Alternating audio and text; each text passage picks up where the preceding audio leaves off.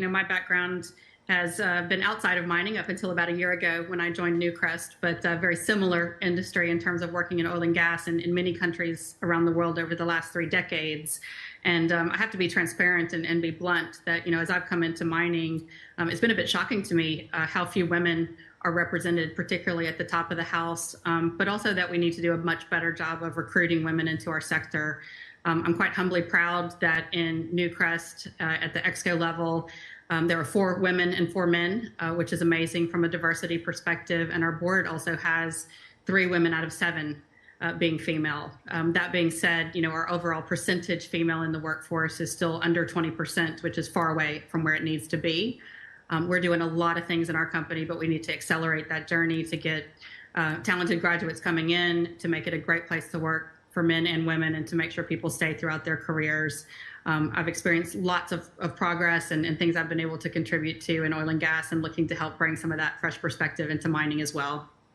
Sherry, I don't want to put you on the spot in this regard, but in terms of the culture, especially because there is even a little bit of a differential when it comes to oil and gas and when it comes to mining, particularly in Australia, have you encountered some of I'll just flat out say some of the more terrible and worst parts of that culture when it comes to how females are treated, whether it be at the sea level or below?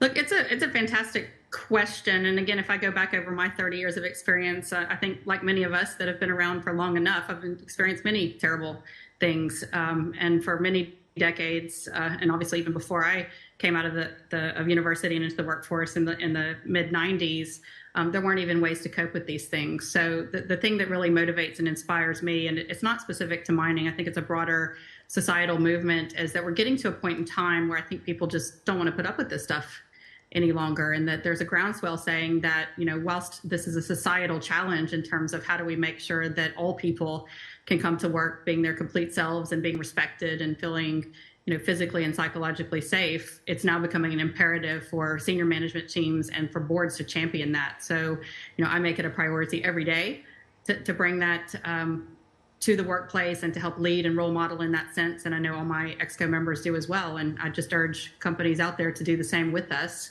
And we can start to be the change that we want to see much more quickly.